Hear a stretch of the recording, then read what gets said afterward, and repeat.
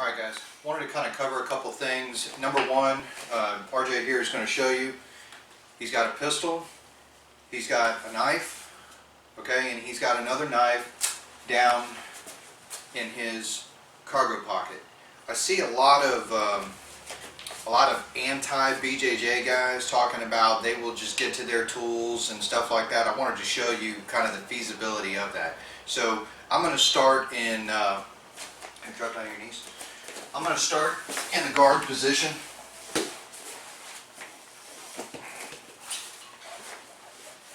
And basically what I want you to see is, okay, if we rotate, let's rotate this way. If we rotate from here without using hands, can you get to your pistol? No. Can you get to your knife? I can probably get to my knife. No. Can you get to the knife in your cargo pocket? Yes. Okay, so of all the different options that he has, the ones furthest down his legs are the ones that he has the opportunity to get to.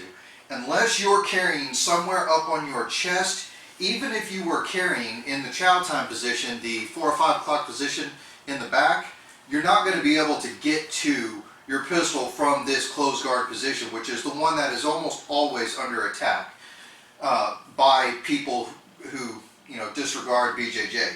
So in this type of situation, I am not static, okay?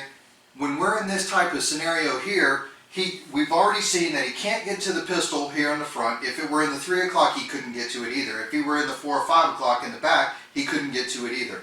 If he's knife inside the pocket, he can't get to it here just by virtue of my legs. Now, understand that BJJ is not going to be detached. It's a dynamic environment. So, what I want is I want control. I'm not doing this and then just wrapping my legs around the guy and then just laying here letting him do what he wants. What's going to happen is I'm going to pull him forward with my legs and I'm going to keep his arms up where I can see them.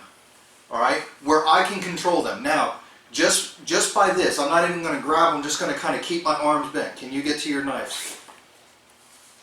No, I'm pulling an arm out. No. Okay. Now, if I come here and I lock down over the shoulders, can you get to anything?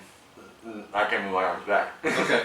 So from here, I lock this through, I sweep. Now I'm in the mount position. Can you get to anything? No. Okay. I'm in a lower mount position. Can you get to anything? Maybe, yeah. Okay, you can get to the one inside your pocket. That side. Okay. And then the cargo pocket. Okay, let's rotate this way. Here it is. Okay. So you can get to the one inside your pocket and the one inside your cargo pocket. Okay? So once again, like we talked about, I talked about it briefly in another video, it doesn't matter whether I'm vertical or whether I'm horizontal. It doesn't matter whether I'm on top or whether he's on top. I want you to see how control works. So I'm in here. I'm going to rotate here a little bit. We know that he can get to this knife. Let's go ahead and take that. Let me have that knife. Alright, we're going to put this knife in this cargo pocket so that it's all on the same side so the camera can see it.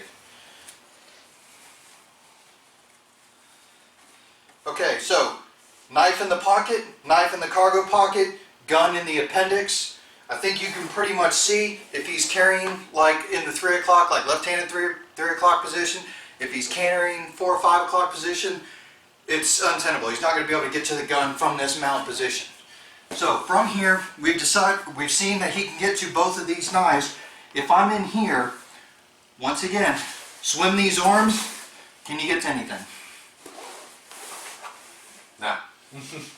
Alright, so the point of what we're doing here is to show you that a lot of instructors, anti-BJJ type people, they create what's called strawman arguments, where they put somebody who doesn't know anything about BJJ in a position like the guard, and then they show how they can access their tools, their knife, their gun, whatever, and then stab the guy.